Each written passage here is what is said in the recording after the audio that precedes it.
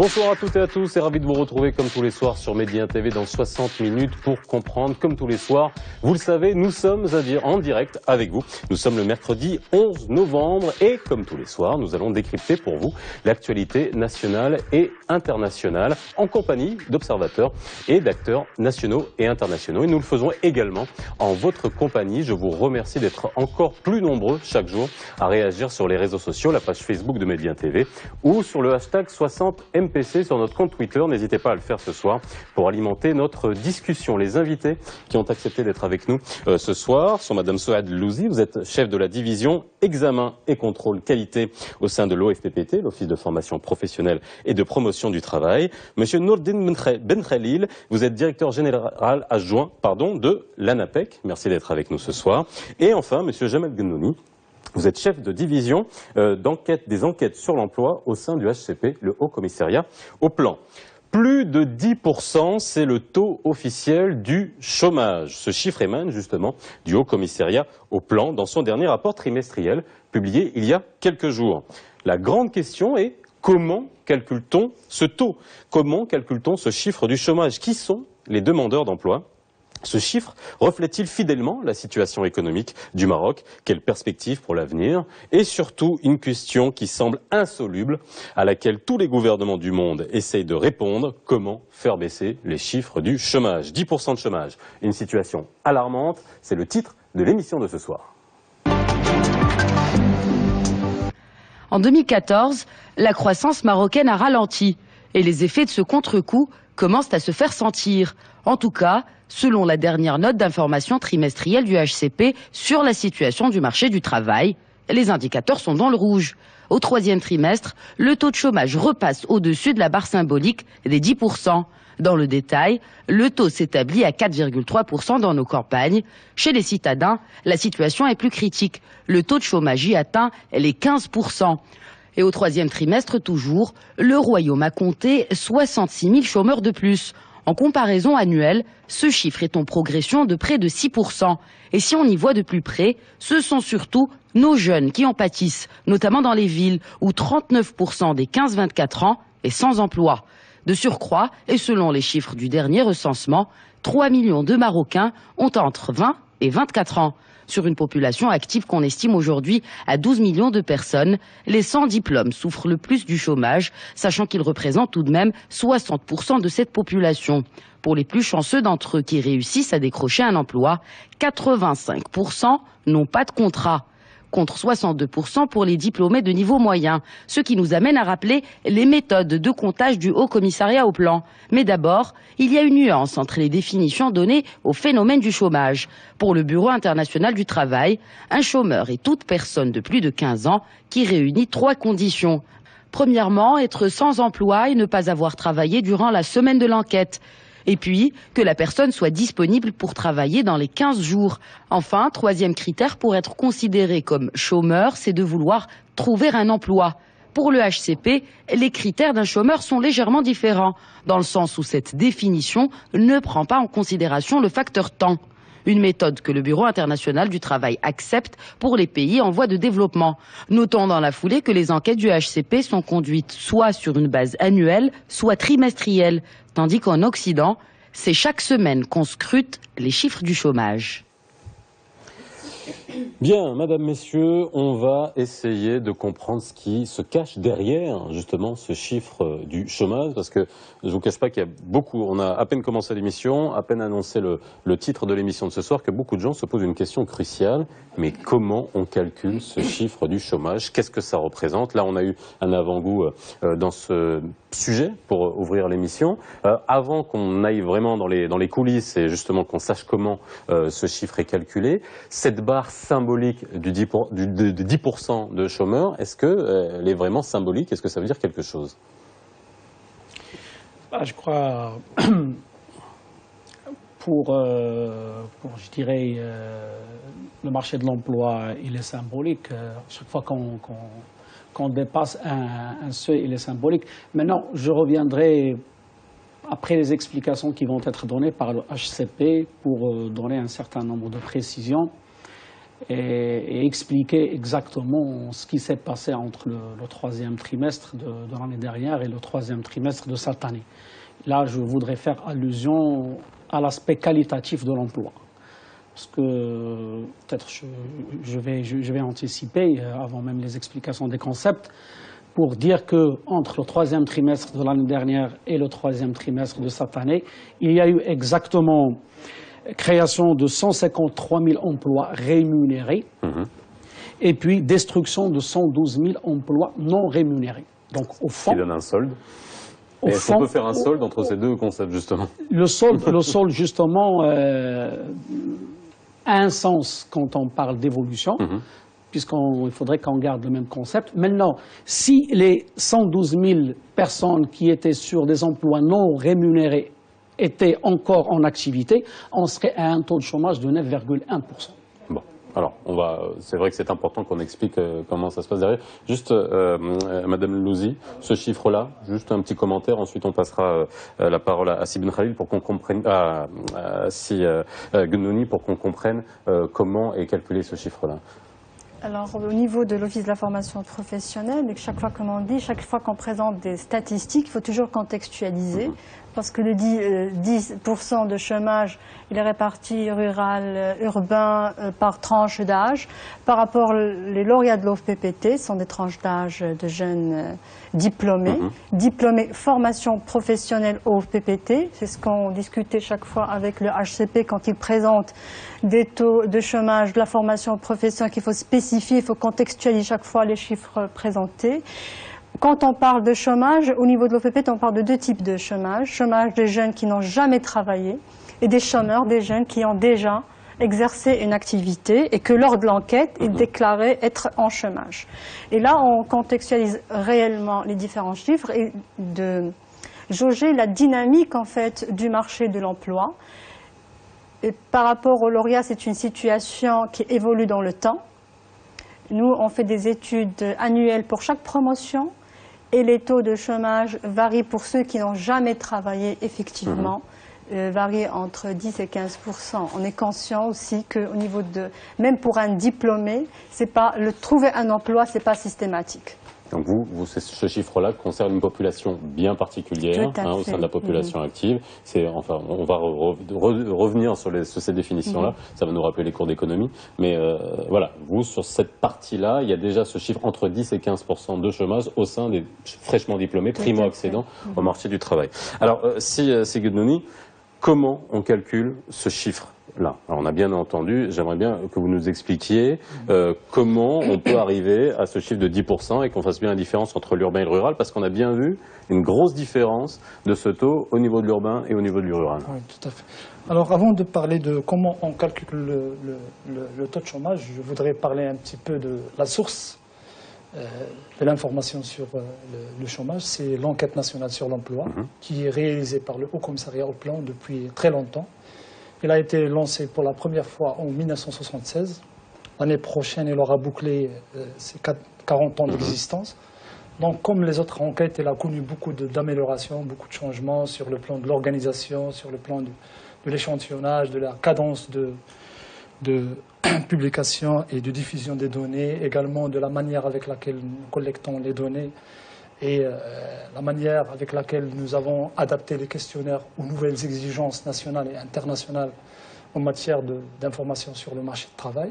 Cette enquête est réalisée actuellement auprès d'un échantillon de 60 000 ménages. Sur l'année? Oui, dans 20 000 en milieu rural. Donc en moyenne, un ménage représente... un ménage sur 100 est représenté dans cet échantillon. D'accord.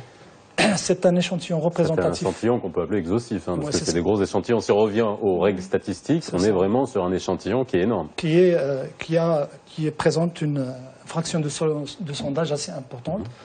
Et c'est un échantillon qui est représentatif de toutes les régions et de toutes les couches sociales. Et c'est une enquête qui est menée tout au long de l'année, c'est-à-dire du 1er janvier au 31 décembre. Toute l'année, il y a des enquêteurs qui collectent des informations justement pour pouvoir collecter toutes les activités réalisées au cours de l'année, durant les différents trimestres. Comme nous sommes un pays à vocation agricole, donc il faut présenter les informations trimestriellement. C'est ce que nous avons commencé à faire depuis 1996. Je ne vais pas parler de toutes les améliorations, je vais juste rappeler qu'à partir de 2007, nous utilisons la collecte assistée par ordinateur, qui permet d'utiliser des ordinateurs de poche et des tablettes pour collecter l'information. Parce qu'au moment de l'enquête, ça permet de détecter les erreurs et de les corriger chez les ménages. Comment se fait l'enquête? C'est du face-à-face? Vous dites que c'est assisté par ordinateur. Bon, assisté par ordinateur, on n'est pas dans les centres d'appel CATI, ça se fait pas par téléphone, ça se fait en face-à-face. Et quoi, on a un PDA, un terminal qui permet en temps réel d'envoyer l'information. C'est ça, nous utilisons soit des PDA, soit des tablettes qui permettent de collecter l'information. Et le PDA ou bien la tablette contient une application qui fait à la fois la saisie, la codification et l'appurement des données. C'est-à-dire au moment de l'enquête, s'il y a une erreur, l'application affiche un message d'erreur et du moment que l'enquêteur est sur le ménage, il va poser les questions qu'il faut pour affiner les informations. Justement, cette technique vise l'amélioration de la qualité des données, il vise également la réduction des délais d'exploitation et de diffusion de données. Il vise également l'optimisation des moyens humains et matériels utilisés par ces enquêtes-là et également la rationalisation des travaux sur le terrain. Donc toutes ces améliorations, c'est pour répondre aux besoins des utilisateurs qui sont devenus de plus en plus nombreux et de plus en plus précis. Parce qu'il y a une grande pression. Les utilisateurs, c'est notamment vous. Hein, de quelle manière vous utilisez les données? On reviendra, oui. Parce que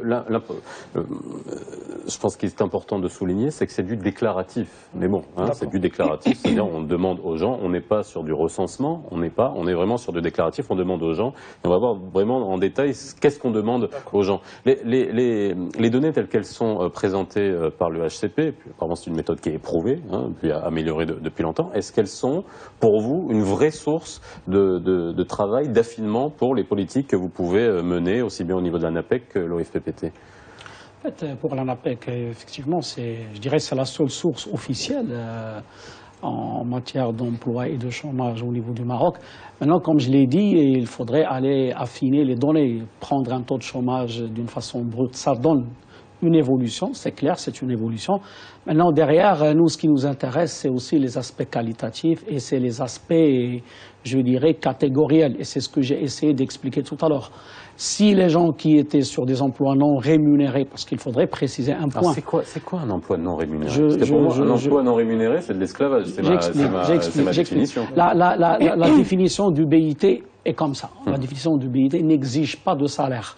Donc le HCP mais le BIT a une définition du travail. Le HCP est conforme à cette définition jusqu'à aujourd'hui.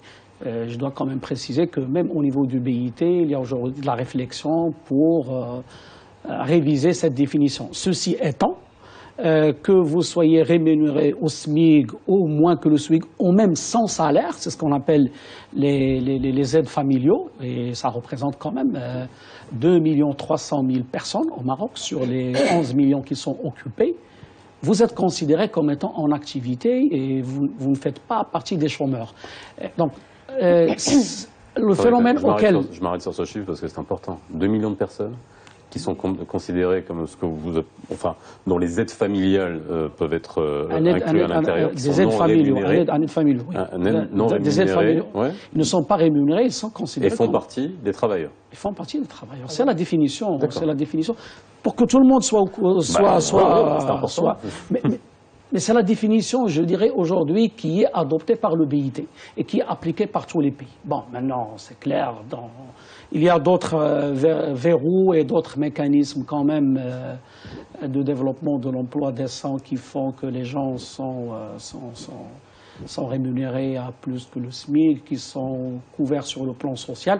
Mais ceci étant, depuis qu'on a adopté le mode de comptabilisation du taux de chômage à aujourd'hui, c'est la même définition. Changer cela, ça viendra peut-être un jour sûrement. Maintenant, on ira vers d'autres chiffres et on risque de perdre en termes d'évolution. Bon, là, c'est une autre affaire. Dedans, il y a aussi l'informel. Il est comptabilisé, tout est comptabilisé là-dedans. C'est pour ça que j'ai dit, on essaie d'affiner en ce qui nous concerne, nous, ANAPEC, pour voir effectivement quel est aujourd'hui, parce que de toute façon, nous, ANAPEC, on ne travaille qu'avec le secteur formel. On ne travaille pas avec le secteur informel, c'est que le secteur formel. C'est pour cela qu'on essaie de faire un zoom sur le secteur formel. C'est pour cela que j'ai tenu quand même à donner cette précision-là. Si les 112 000 aides familiaux étaient restés en activité sans peut-être partis faire une formation professionnelle, on serait à un taux de chômage de 9,1%. D'accord. Justement, j'aimerais revenir sur la notion de concept. Effectivement, la plupart des études suivies statistiques, insertion des lauréats, se basent sur des méthodologies reconnues au niveau international.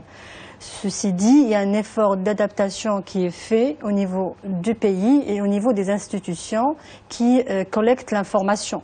Quand on parle de l'emploi au Maroc, c'est pas la même chose quand on parle de l'emploi dans un autre pays. Donc quand on définit le concept... Ce concept d'emploi non rémunéré, il est tout à fait, fort. tout à fait. Au niveau de l'OFPPT, quand on parle de l'insertion, c'est un lauréat qui était, pendant la période de référence, parce que nous on fait des enquêtes de suivi de l'insertion 9 mois après la fin de la formation. Donc quand il sort de la formation vers juillet, donc ça correspond mars de l'année N+1. Donc quand on dit quelqu'un qui est inséré, ça veut dire quelqu'un qui est en activité professionnelle, qui était en activité professionnelle pendant la durée de référence, une semaine. Si on revient à la définition d'habilité, ils disent une demi-heure. Donc on a revu, on a adapté la définition pour qu'il soit plus réaliste et qui correspond au contexte marocain.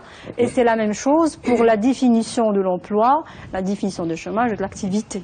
On voit l'importance du thermomètre pour prendre la température. Tout à fait. En fonction de l'étalonnage, on peut vite changer la température. Tout à fait. Ceci dit, si vous me permettez de continuer sur cette idée-là, c'est que quand on adapte les concepts, ça va biaiser la comparaison. L'évolution. Tout à fait. Non, la comparaison, quand qu'il y a des rapports internationaux, quand des institutions internationales qui viennent au Maroc, qui présentent des indicateurs, on ne peut pas comparer l'incomparable. Derrière les chiffres, il faut bien comprendre le concept derrière. Alors, revenons à l'enquête, après on repartira là-dessus, parce qu'on en découvre des choses, et c'est vrai que tous ces concepts-là, dès qu'on peut changer, dès qu'on va modifier le curseur ou changer un paramètre, on peut faire repartir le taux à la hausse ou le taux à la baisse comme on veut. Bon, c'est vrai que ça pose quand même un certain nombre de questions. Alors, sur le mode d'acquisition des données, parce que ça c'est important aussi, on va chez les gens, on leur pose des questions. On a dit encore, c'est un déclaratif, on demande aux gens. Alors, qu'est-ce qu'on leur demande ? Alors, le questionnaire, il y a un questionnaire électronique qui est utilisé par cette application et qui permet de déterminer les caractéristiques démographiques, culturelles, socio-professionnelles de la population. Toute la partie socio-descriptive, on voit à qui on a affaire. Et puis, ce qui est vraiment important, c'est un module qui porte sur l'identification du type d'activité de la personne. Parce qu'on ne vient pas comme ça chez la personne, on demande est-ce que vous êtes actif ou occupé ou bien est-ce que vous êtes chômeur.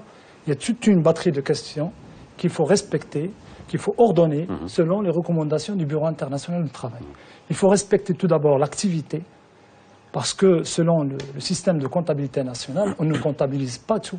Parce qu'il y a des activités qui sont des pratiques qui sont considérées comme activités, il y a des pratiques qui ne sont pas considérées comme activités. Je donne un exemple. Oui. Par exemple, la mendicité, ce n'est pas une activité au sens de la comptabilité nationale. Le vol, ce n'est pas une activité.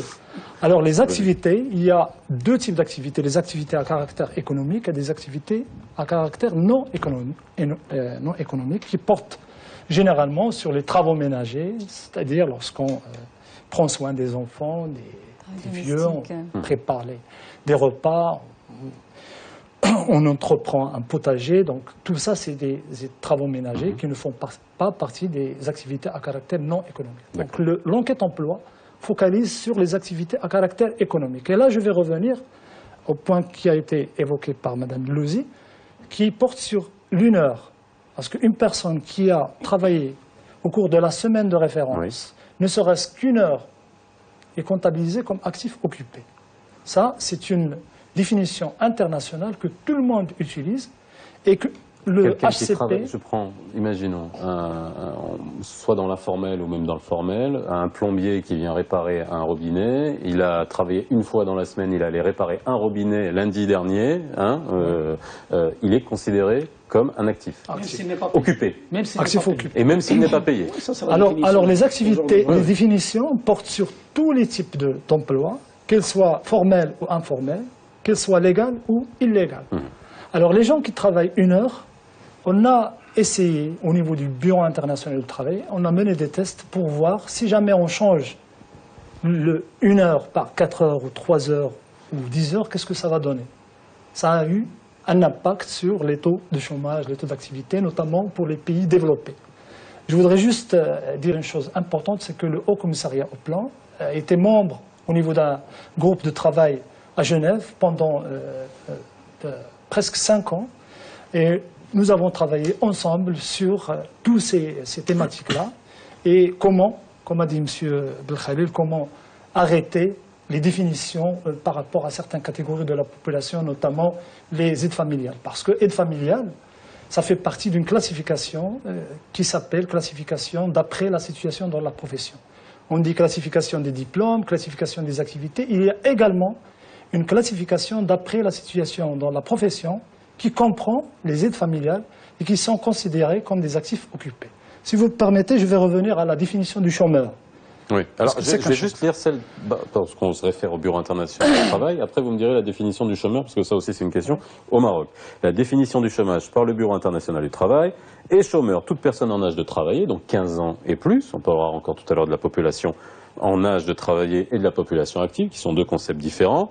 Alors, il est chômeur s'il réunit 3 conditions simultanées. Être sans emploi et ne pas avoir travaillé durant la semaine précédant l'enquête. Ça, c'est le Bureau international du travail. Être disponible pour prendre un emploi dans les 15 jours, donc on parle de disponibilité. Avoir cherché activement un emploi dans le mois précédent ou en avoir trouvé un qui commence dans moins de 3 mois. En d'autres termes, ceux qui sont découragés, qui ont arrêté pendant un moment de chercher du travail, mais qui n'ont pas de travail, ne sont pas considérés comme chômeurs. Ça, c'est la définition du Bureau international du travail. Et donc nous, le chômeur marocain, vous allez nous dire par rapport à lequel on est peut-être est-ce qu'on a adapté, de quelle manière on a adapté ça à notre réalité? Si vous permettez, juste avant de discuter la notion de chômeur, il faut déjà faire la part des choses par rapport actif et inactif. Ceux qui ne cherchent pas de l'emploi ne sont plus dans la base de données de calcul de chômeurs. Une fois qu'ils ne cherchent pas de l'emploi, c'est de l'inactif. Donc ils passent à l'autre côté et on calcule les chômeurs sur la base des actifs. Ça veut dire ceux qui cherchent activement de l'emploi et qui ne l'ont pas trouvé. Donc un chômeur pour nous, c'est un lauréat en recherche d'emploi pendant la période de référence. Et comme j'ai dit, on a identifié 2 types de chômeurs. Chômeurs n'ayant jamais travaillé pendant la période et chômeurs qui est en recherche d'emploi actuellement, mais qui a déjà travaillé pendant la période de référence. Pour pouvoir en fait avoir plus d'informations plus réelles sur la dynamique de l'emploi pendant la période de référence. Justement, par rapport à la définition, donc, vous avez parlé de 15 ans. Oui. On n'utilise pas les 15 ans dans tous les pays. Donc il y a des pays, ça dépend du contexte national, et ça dépend de l'âge minimum de travail, ça dépend de l'âge maximum de la scolarisation obligatoire. Donc nous, l'âge minimum qui est pris pour l'enquête? L'enquête, c'est normalement, au Maroc, nous utilisons 7 ans. Je vais vous dire pourquoi. 7 ans? 7 ans, je vais vous dire pourquoi. Parce que pour les pays qui ne disposent pas d'enquête sur le travail des enfants, il y a des recommandations du Bureau international du travail d'introduire des questions qui portent sur les enfants. Ça, nous l'avons fait depuis très longtemps. Et d'ailleurs, si vous avez suivi les informations que nous publions sur le travail des enfants, en 1999, il y avait quelque chose de l'ordre de 520 000 enfants au travail. Aujourd'hui, c'est moins de 70 000. Donc on a mis en relief cette réalité à travers cette enquête-là. Et nous avons introduit l'âge de 7 ans justement pour renseigner sur cette... Et nous sommes l'un des 2 pays au monde qui publie des informations à l'occasion de la Journée mondiale du travail des enfants. Et c'est l'effort, bien évidemment... Qui ont accepté de le faire. Accepté... On fait partie des pays qui ont accepté de le faire. Non, pas accepté, qui disposent de l'information d'une manière continue. Parce qu'il n'y a pas des enquêtes en continu dans tous les pays. Nous sommes l'un des rares pays qui utilisent une enquête d'une manière continue. Et justement, c'est pour cela que j'ai parlé tout à l'heure de cette source d'information qui est l'enquête nationale sur l'emploi, pour vous dire que ce n'est pas une enquête ponctuelle, comme croient plusieurs personnes, c'est une enquête continue que nous réalisons depuis 1984. Et d'ailleurs, nous publions les données d'une manière trimestrielle. Pour votre information, le Maroc est souscrit aux normes spéciales de diffusion de données. Et puis, après l'achèvement de chaque trimestre, 33 jours exactement après l'achèvement de chaque trimestre, on est obligé de mettre les données sur le site. Donc, M. Belkhalid, s'il a besoin des données sur le marché du travail, il va les récupérer directement sur le site. Ça, ce sont des avancées très importantes. Alors, par rapport à la définition... On voit bien que dans la méthode, on voit bien que on est dans le respect des normes internationales. Juste pour... Bon, je vous laisse finir sur la définition du chômage chez nous pour que je puisse vous faire réagir, parce qu'on découvre des choses et voir de quelle manière ça oriente les politiques et les stratégies. Parce qu'il y a un moment, je reviens encore sur ces histoires d'emploi non rémunérés, si on les incluait dans les chômeurs, ça ferait monter tout de suite le taux de manière assez significative. Tout à fait. Par rapport à la définition, c'est l'ensemble des personnes âgées de 15 ans et plus qui n'ont pas de travail et qui cherchent à travailler, qui sont disponibles pour travailler. Sauf que nous utilisons la recherche au sens large, c'est-à-dire toutes les personnes qui ne travaillent pas et qui sont âgés de 15 ans et plus et qui ne cherchent pas à travailler, ne travaillent pas, ne cherchent pas à travailler âgés de 15 ans et plus, mais qui avancent des raisons de non-recherche, comme par exemple, je suis jeune, je ne vais pas trouver du travail, je n'ai pas les qualifications, je n'ai pas le... C'est le découragement, justement. Donc, par rapport à cette catégorie, nous publions des informations, par exemple... Mais ils sont mis à part. Ils sont mis à part. Voilà. Non, ce sont des chômeurs, oui. Mais on publie des informations sur cette catégorie à part. Au cours de ce trimestre, nous avons cité quelque chose de l'ordre de 80 000 personnes, des personnes découragées. C'est des gens qui ne cherchent pas. Donc il faut leur accorder la priorité. Justement, c'est ce que font les pays développés. Par exemple, en France, même s'ils ne sont pas comptabilisés parmi les chômeurs, on les comptabilise, on les met dans ce qu'on appelle en France le halo de chômage. Ça représente quelque chose de l'ordre de 1,5 à 2%. Et donc, justement, le Haut Commissariat au Plan essaie de mettre en relief certaines réalités pour aider les décideurs, ou bien aider les décideurs à voir clair certaines réalités et, bien évidemment, accorder un intérêt particulier à cette catégorie de population. Sibeth Khalil, par rapport à ce qui a été dit, vous avez un commentaire par rapport à ça? Parce que moi, je suis en train et je pense que les téléspectateurs qui nous voient sont en train d'ingurgiter ces concepts-là et de voir comment, finalement, tout cela permet d'avoir une photographie réelle du marché du travail. En fait, moi, je ne suis pas surpris parce que ces concepts, je les connais par cœur. C'est des concepts qui sont internationaux. C'est pour cela que j'ai essayé quand même de les expliciter pour que tout le monde soit au même niveau d'information. Moi, je pense que ce qui est important dans tout cela, c'est de suivre l'évolution, c'est de suivre comment l'emploi non rémunéré évolue. Et c'est ce que j'ai essayé d'expliquer. Il est en baisse. Comment, je dirais, la question de décence de l'emploi ou de couverture sociale évolue. Et là, aujourd'hui, le nombre de déclarés à la CNSS ne cesse d'évoluer, et ainsi de suite. Moi, je crois que c'est le plus important dans n'importe quelle politique, c'est de suivre l'évolution. Traiter le problème intégralement dans l'absolu, c'est très difficile. Il faudrait mettre des politiques de ciblage. Chaque catégorie, il faudrait la cibler à part. Nous, pour l'instant, au niveau de l'ANAPEC, la cible encore prioritaire, ce sont les diplômés. C'est pour cette cible-là qu'on met en place un maximum de programmes incitatifs à l'emploi et un maximum d'accompagnement. On a commencé à diversifier en développant déjà les offres de services et en menant quelques expériences pilotes pour les non-diplômés et pour les autres catégories, donc les femmes découragées à travers l'appui à l'auto-emploi, je dirais les personnes en situation de handicap et les immigrés en situation régulière au Maroc, et puis l'accompagnement des personnes qui voudraient immigrer pour des raisons économiques. Et petit à petit, donc, on va développer ces programmes incitatifs pour pouvoir, je dirais, toucher tout le spectre. Mais encore une fois, le plus important, c'est l'évolution.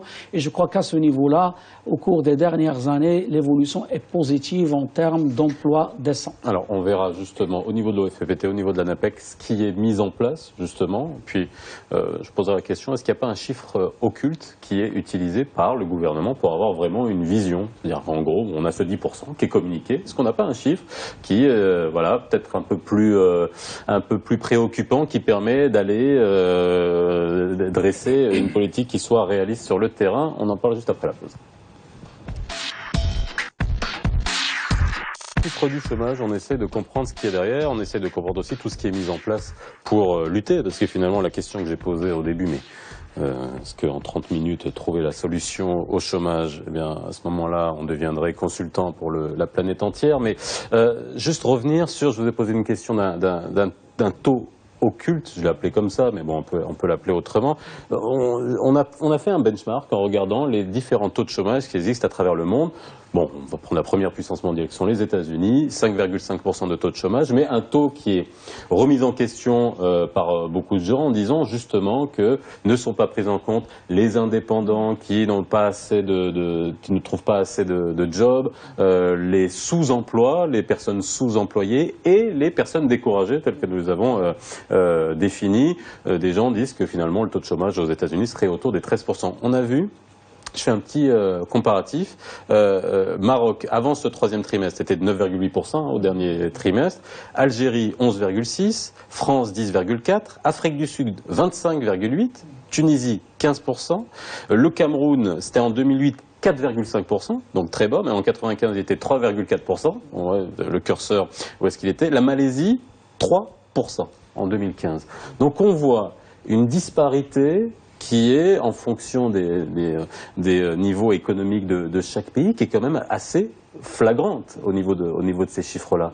Est-ce que finalement, je reviens sur ma question du chiffre occulte, est-ce qu'il y a le problème de thermomètre finalement est pas fondamental pour Oui, c'est très important toujours de revenir sur les définitions utilisées pour chaque pays. C'est vrai que le BIT c'est la référence internationale, mais chaque pays il adapte ses indicateurs selon le contexte socio-économique de pays.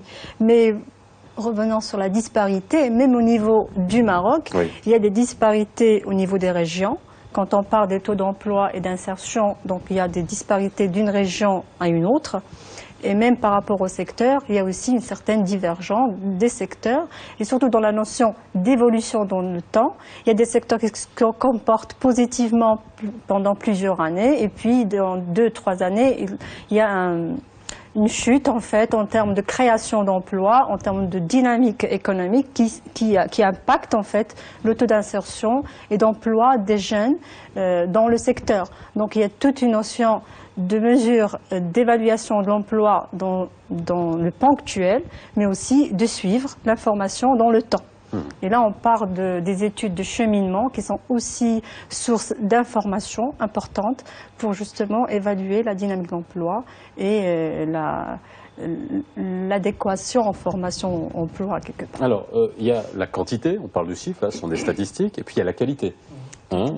J'ai des tweets, j'en lis un, qui nous dit « Il vaut mieux être au chômage que mal déclaré ». Alors ça va nous permettre de revenir sur justement la population qui est déclarée à la CNSS, celle qui travaille, qui n'est pas déclarée, donc qui finalement c'est du travail au noir. On en parle après un sujet de Khadija Hassel.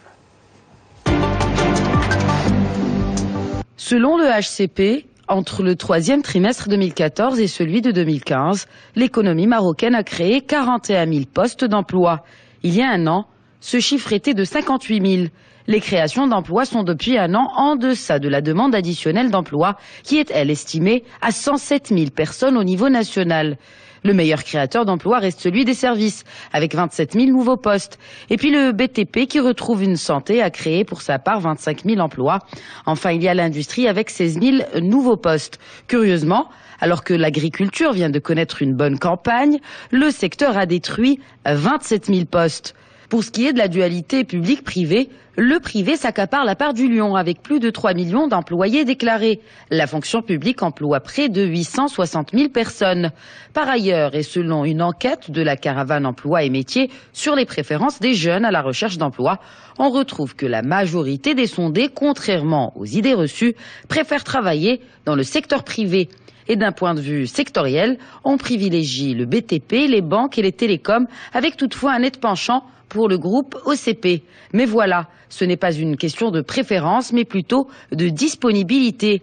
D'ailleurs, l'Agence nationale de promotion d'emploi et de compétences s'ouvre aux nouveautés, logistique, transport ou encore finance, avec comme objectif fournir des compétences qualifiées pour 5 000 entreprises. Et c'est justement pour mieux répondre à la demande du marché de l'emploi, ou plutôt à rapprocher la demande de l'offre. que l'agence a lancé un observatoire national de l'emploi. Et là, l'OFPPT accueille pour sa part plus de 370 000 élèves dans une politique de formation professionnelle destinée à accompagner l'orientation économique du royaume, notamment dans ce qu'on appelle désormais les nouveaux métiers. Les effectifs de cette institution ont grimpé de 543% en 11 ans. Mais voilà, il est tout aussi nécessaire de renforcer les structures de la formation professionnelle et surtout d'équilibrer le triangle système de l'enseignement, système de formation professionnelle et les besoins du marché. Bien, là on aborde un peu les solutions et les dispositifs qui sont mis en place, mais juste revenir sur cette population finalement non déclarée, sous-déclarée, bon encore sous-déclarée, mais non déclarée du tout aujourd'hui. Qu'est-ce que ça représente et vous, qu'est-ce que finalement, lorsque tout le travail que vous faites au niveau de l'ANAPEC, au niveau de l'OFPPT, vous mettez les intrants sur le marché, vous êtes formé en adéquation avec les besoins du marché, d'ailleurs on va en parler, et qu'on a cette population qui reste bien en deçà de ce qu'on pourrait attendre en termes de déclaration et de couverture sociale. En fait, comme je l'ai déjà expliqué, l'ANAPEC ne travaille qu'avec le secteur formel. Nos insertions sont réalisées sur des contrats de droit commun à hauteur de 40% ou des contrats insertion. Maintenant, depuis cette année, pour les contrats insertion, il y a obligation, je dirais, d'une affiliation à la CNSS, d'une couverture médicale qui est prise en charge par l'État, et puis des intégrations avant les 24 mois ou au bout des 24 mois, il y a une couverture sociale qui est prise en charge par l'État pendant une année. Ça, c'est dans le cadre des contrats ANAPEC. Dans le cadre des contrats ANAPEC, il y a au minimum une couverture médicale. Même si c'est exonéré, hein, on est bien d'accord pour l'employeur.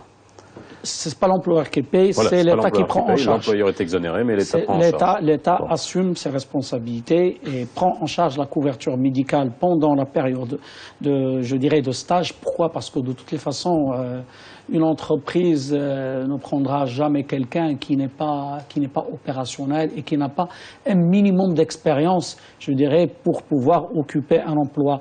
Et la meilleure façon d'adapter les compétences aux besoins de l'entreprise, ça ne peut être qu'une formation sur le tas. Donc que ce fameux, je dirais, stage de 24 mois, par rapport auquel l'État a mis en place ce dispositif incitatif qui permet de réduire le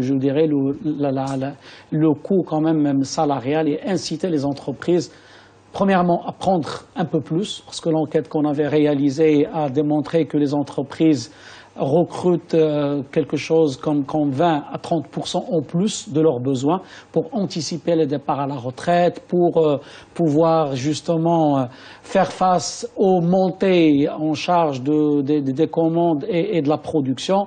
Et je crois que de toutes les façons, l'étude d'impact qui a été réalisée a montré qu'à l'issue des 24 mois, voire même avant, 75% des personnes qui passent par ce mécanisme sont recrutées sur un CDI, sur un contrat de droit commun, et sont déclarées à la CNSS. On a 75% de taux de transformation, quoi, finalement. Le taux de transformation, il est de 75%. Sur les contrats ANAPEC. Sur les contrats ANAPEC. Bon, on reviendra sur les contrats ANAPEC parce que c'est de voir de quelle manière ce qui est un suivi et de quelle manière c'est appliqué aussi au niveau des entreprises.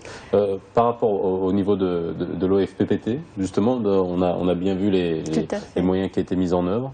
Tout à fait. Au niveau des études de suivi de l'insertion, tout le monde s'intéresse au taux de chômage, taux d'insertion, taux de l'emploi, bien que l'enquête présente des informations aussi importantes que ces chiffres-là, notamment en parlant de la qualité de l'emploi.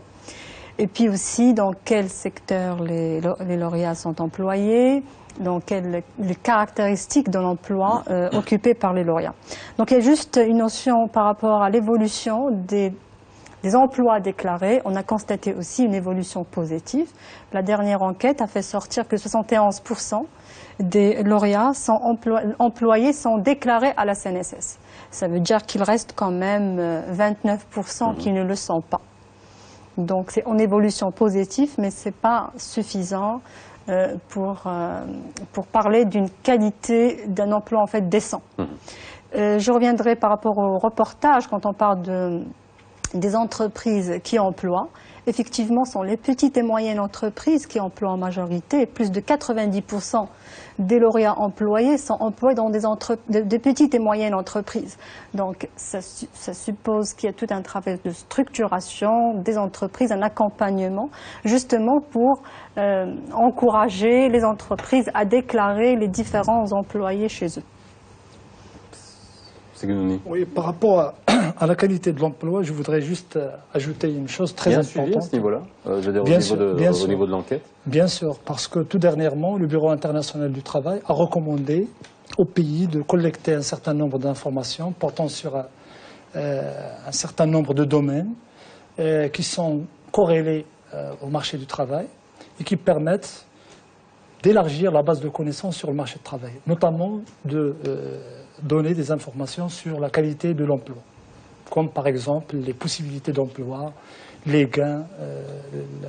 Il y a plusieurs modèles qui ont été proposés et au niveau de l'enquête nationale sur l'emploi, nous produisons toutes ces informations et nous les publions au niveau des publications trimestrielles et annuelles pour justement donner des informations sur la qualité de l'emploi. Je donne un exemple. Dans un marché du travail où on souffre par exemple d'un taux de chômage qui est élevé, vous avez parlé tout à l'heure du taux de chômage, les gens critiquent les 10%, alors que vous avez remarqué au niveau de la note d'information qu'on passe du simple au double, au triple, c'est-à-dire pour les jeunes c'est 20%, pour les femmes c'est 23% en milieu urbain, pour les lauréats de la faculté c'est 27%, pour les jeunes en milieu urbain c'est 40%, et le taux de chômage atteint des taux records pour d'autres populations, notamment les diplômés. Donc nous essayons dans la mesure du possible de publier d'autres indicateurs pour renseigner sur la qualité de l'emploi, notamment la participation des femmes au marché du travail, qui est vraiment faible. Ça, il faut le dire. Rappelez le chiffre, s'il vous plaît. C'est 22%. C'est le taux d'emploi des femmes, qui représente un tiers de celui... C'est le taux d'emploi. Hein. C'est le taux d'emploi. On ne parle pas de taux de chômage, c'est le taux d'emploi. C'est le taux d'emploi, mais le taux de chômage, c'est 23%. C'est le double de celui des hommes en milieu urbain. Donc les femmes trouvent plus de difficultés à accéder au marché du travail. Justement, par rapport à ces indicateurs du travail décent, le Haut Commissariat au Plan produit pratiquement tous ces indicateurs et les met au niveau des notes d'information pour justement aider les décideurs publics à avoir clair et peaufiner des politiques d'emploi et les politiques apparentées pour, bien évidemment, promouvoir l'emploi et résorber le chômage et le sous-emploi. Alors, dans quelle mesure aujourd'hui on parle... Bon, la grande équation, c'est adéquation, formation, besoin des entreprises, besoin des grands projets sectoriels, besoin des grandes politiques, que ce soit d'émergence industrielle ou d'énergie renouvelable. J'ai notamment une réaction sur Facebook de Anwar qui nous dit dans les grands projets d'énergie solaire, l'objectif de l'ANAPEC ou de l'OFPPT est-il de créer des postes pour des non qualifiés de la région alors qu'on doit exiger une formation pour développer les compétences et peut-être éviter de faire toujours appel aux étrangers. Est-ce qu'aujourd'hui, on est encore... Ça, c'est une question que j'allais vous poser. Est-ce que les travailleurs étrangers font partie de l'enquête? On n'en a pas parlé. Mais là, aujourd'hui, est-ce qu'on a les moyens, dans la manière avec laquelle vous dessinez vos stratégies, de justement éviter de faire appel à de la main-d'œuvre étrangère pour avoir de la main-d'œuvre locale? En fait, dire qu'un pays arrive à faire une planification qui permet d'avoir une relation purement bijective entre ce qui sort d'un système éducatif et de formation et les besoins de l'économie, ça serait un raccourci. Bon, c'est un grand concept parce que c'est une question qui revient à chaque fois, cette question, je dirais, d'adéquation.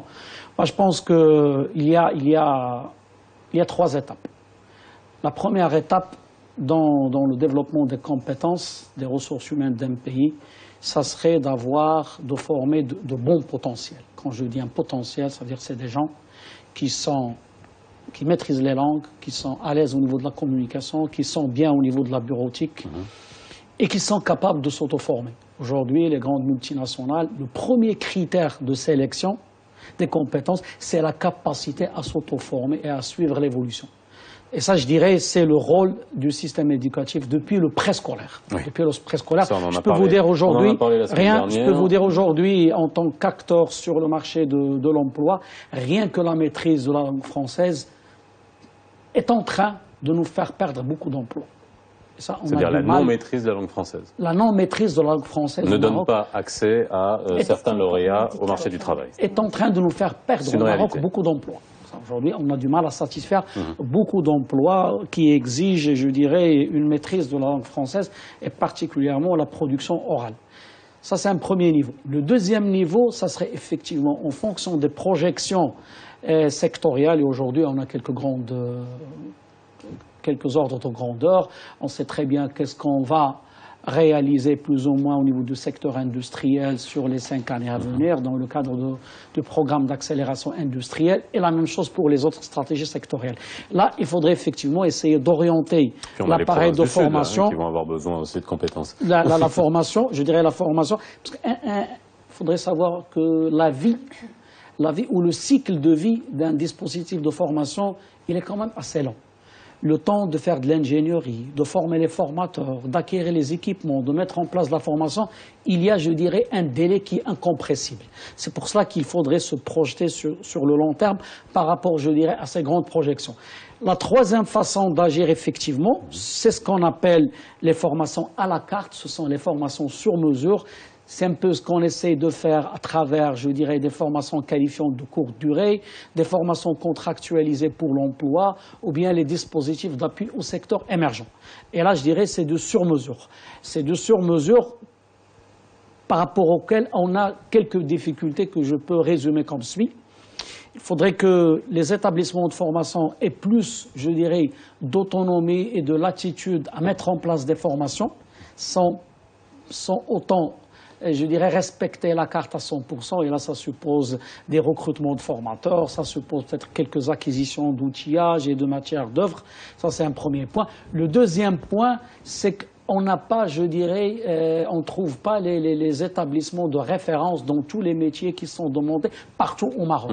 Et là, on bute sur des problèmes, je dirais, d'appui à la mobilité. Et on est en train de réfléchir dans le cadre d'initiatives territoriales. On y reviendra si on a le temps. Parce que demain, l'emploi, l'avenir, c'est le territoire. Ce sont des politiques incitatives territoriales dans le cadre de la régionalisation avancée. Je vous parlais des provinces du Sud pour pouvoir faire migrer les compétences là-bas. Pour pouvoir aussi, je dirais, apporter une capacité d'appoint aux stratégies sectorielles nationales qui, on le veut ou pas, continuera à profiter à quelques régions. C'est clair qu'aujourd'hui, il y a, je dirais, quelques métiers de pointe pour lesquels on a du mal à trouver les compétences et pour lesquels il nous arrive de céder et d'autoriser des étrangers à travailler au Maroc. Et là, c'est surtout, je dirais, des métiers de pointe et pour lesquels il y a une expérience de plusieurs années qui sont exigées. Et on a le même problème pour satisfaire des offres d'emploi en direction de pays de Golfe, par exemple. Aujourd'hui, on a beaucoup d'offres d'emploi au niveau de l'ANAPEC qu'on a du mal à satisfaire parce qu'on exige des compétences pointues et un certain nombre d'années d'expérience. Monsieur Guenoni, juste une question très simple et très rapide. Les travailleurs étrangers sont compris dans l'échantillon ? Oui, ils sont compris parce que nous... Ils représentent, j'imagine... Nous réalisons l'enquête auprès des ménages ordinaires. Donc ces ménages ordinaires... Donc ils sont représentatifs, ils sont entrés dans l'échantillon. Oui. S'il y a des Français, s'il y a des Gabonais, on les prend en considération. Justement, au niveau de nos applications, nous avons traduit l'application en français, c'est-à-dire on peut défiler le questionnaire en français pour éviter que l'enquêteur traduise les questions. Justement, je voudrais profiter de cette occasion, si vous le permettez, pour remercier tous les ménages qui contribuent à la réalisation de cette enquête, également tous les intervenants dans le cadre de cette enquête et puis les représentants des autorités.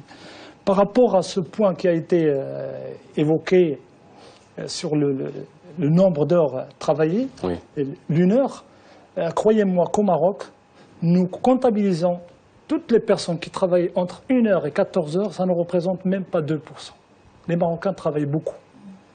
Il y a plus de 40% de Marocains qui travaillent, plus de 41% travaillent plus de 48 heures par heure. C'est-à-dire c'est une polémique qui ne vaut pas la peine d'en discuter parce qu'on dit pourquoi on comptabilise une personne qui travaille 1 heure, on le considère comme actif occupé, alors qu'en réalité, Si on prend 1 heure, 2 heures, jusqu'à 10 heures, ça ne représente même pas 0,5%. Alors j'ai une question qui est intéressante. Pourquoi, c'est Mohamed sur Facebook, il nous dit pourquoi le taux de chômage est reparti à la hausse malgré la bonne récolte céréalière. Et là on parle vraiment du rural. Et on voit dans les chiffres que la disparité dans le taux de chômage au niveau du rural et au niveau de l'urbain, on voit qu'il est faible au niveau du rural. Comment vous l'expliquez? D'accord. Je vous en prie.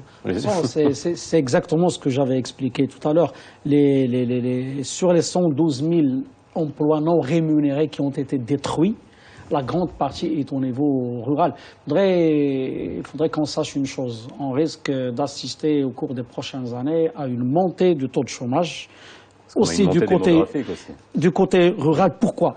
Parce qu'on est en train de mécaniser, on est en train d'automatiser, on est en train d'aller vers une agrégation qui fera que, la population rurale passera à des emplois de qualité, mais avec, une organisation et des outils de production qui feront appel à moins de personnes. Donc on aura plus de revenus au niveau du milieu rural et moins de personnes en activité ou employées. Pour donner une comparaison, la France, qui produit beaucoup plus que le Maroc au niveau agricole, la population rurale ne dépasse pas 3%. Justement, par rapport à cette question, tout le monde focalise sur le taux de chômage. Normalement, il faut également présenter des informations sur le sous-emploi en tant que deuxième principale composante de sous-utilisation de la main-d'œuvre. Pourquoi ? Parce que, généralement, on a constaté... Qu'est-ce qu'on appelle sous-emploi? Sous-emploi, je vais vous dire ce qu'il en est. Parce qu'il y a les chômeurs qui cherchent à travailler, donc c'est un potentiel dont il faut bénéficier et qu'il faut, bien évidemment, faire travailler. Donc c'est un manque à gagner. Et il y a également, auprès des actifs occupés, une population qui travaille, mais qui est sous-employée. Il y a plusieurs catégories. Il y a des sous-emplois liés au nombre d'heures. En termes de nombre d'heures, c'est nombre d'heures par semaine. Il y a plusieurs catégories. Au Maroc, nous utilisons, au niveau du Haut Commissariat au Plan, nous utilisons 3 catégories. Il y a 3 catégories de sous-emploi. Il y a les sous-employés liés au nombre d'heures, c'est-à-dire les personnes qui sont disposées à travailler, disponibles pour le faire, qui travaillent moins que la moyenne nationale et qui veulent ajouter des heures supplémentaires. Ça, on les comptabilise. On le trouve dans l'oral avec les métiers saisonniers tout à fait.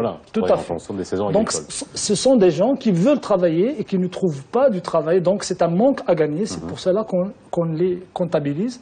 Et justement, il y a des recommandations dans ce sens. Il ne faut pas focaliser seulement sur le chômage. Il faut également accorder un intérêt particulier au sous-emploi. La deuxième catégorie des sous-employés, c'est les personnes qui travaillent plus que la moyenne nationale, qui est de 48 heures, mais qui considèrent que ce qu'ils perçoivent n'est pas suffisant. Ça représente quelque chose de l'ordre de 40%. La troisième catégorie, c'est les gens qui déclarent que l'emploi qu'ils exercent n'est pas conforme à leur formation. Ça renseigne en quelque sorte sur l'inadéquation entre la formation et l'emploi. Donc ces 3 catégories constituent quand même 1 200 000 personnes. C'est beaucoup. En France, on essaie de maîtriser cette catégorie. En France, ça ne dépasse jamais les 5%.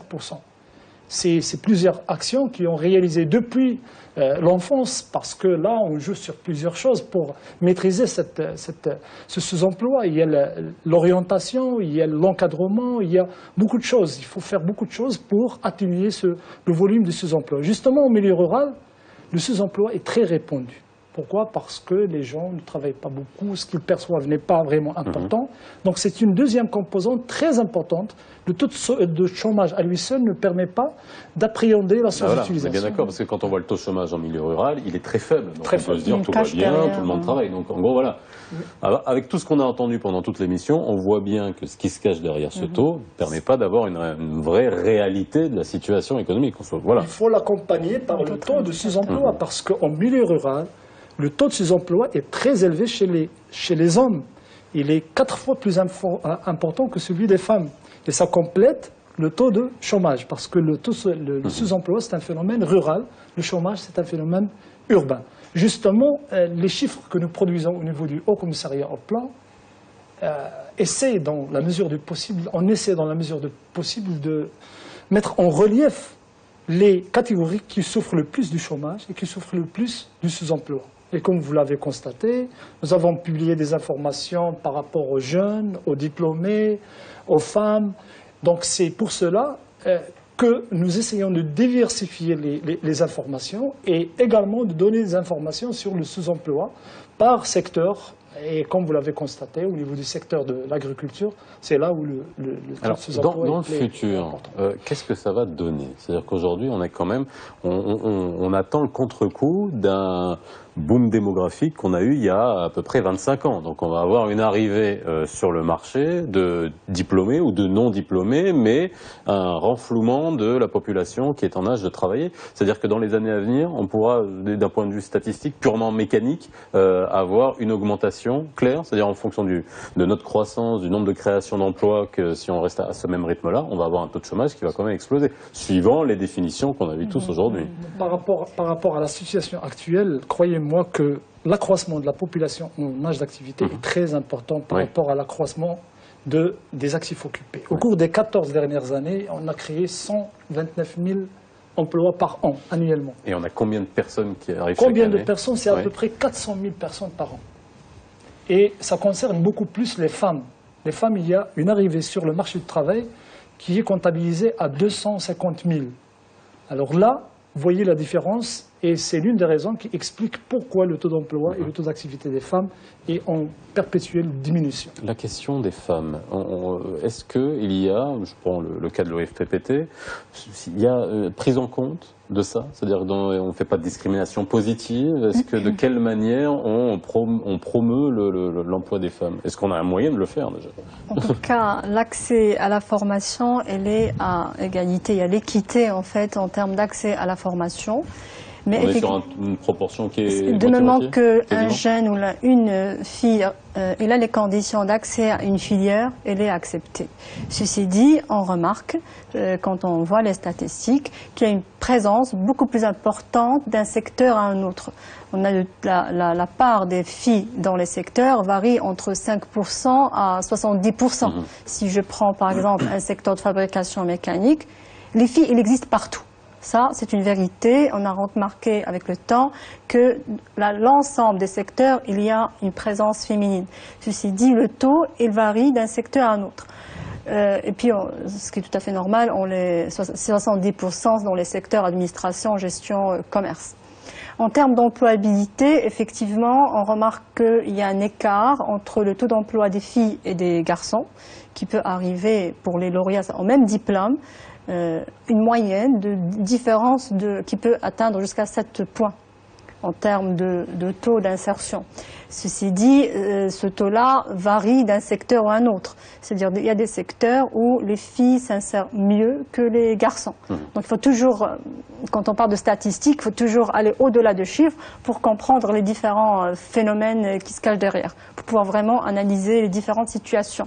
Ceci dit, l'OFPPT, il a mis en place un ensemble d'internats pour faciliter une action supplémentaire, pour faciliter l'accès pour les jeunes ruraux que pour la femme, la fille, pour accéder à la formation. Il y a aussi les différentes unités mobiles de formation qui sont au niveau national dans des zones disons, difficilement accessibles par rapport aux établissements de formation professionnelle qui permettent l'accès à la formation pour les jeunes filles et les jeunes garçons au milieu rural.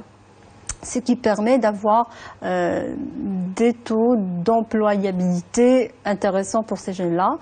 Il nous reste vraiment une minute pour conclure tout ce qu'on a entendu. Je vous remercie de nous avoir donné vraiment aujourd'hui. On est vraiment allé dans le détail pour comprendre ce qu'il y avait derrière les chiffres. Après, vous tirez vos conclusions, je parle aux téléspectateurs, par rapport aux explications qu'on a données. Mais j'ai un tweet qui nous dit, selon vous, avec un taux de chômage de 10%, peut-on déduire que les politiques de lutte contre le chômage au Maroc sont efficaces? Parce que finalement, quand on entend tout ça, on peut se dire finalement 10%, c'est pas si mal.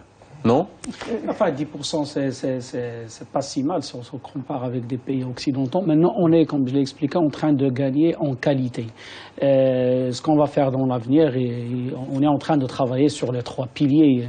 Au niveau économique, il y a un certain nombre de stratégies qu'il va falloir sectorielles qu'il va falloir coupler avec des initiatives territoriales et on s'attaquera à cette question partir de l'année prochaine, Inch'Allah, avec la mise en place des nouveaux conseils de région. Parce qu'il faudrait développer ce qu'on appelle les services de proximité. C'est un gisement d'emploi, c'est le préscolaire, le soin aux personnes âgées, je dirais tout ce qui est enseignement des langues. On va essayer de développer l'auto-emploi aussi. C'est une question. On attend encore les listes. Je pense que les listes d'emplois ont été données. Il va être bientôt publié. Mis en ligne. Parce qu'on est obligé d'arrêter parce que nous, le travail, aussi... c'est terminé là ce soir. C'est bon. Et puis il y aura la rediff tout à l'heure à 22h40. Si vous nous avez pris en route, merci d'avoir été avec nous ce soir dans 60 minutes pour comprendre. Excellente soirée sur Média TV. À demain.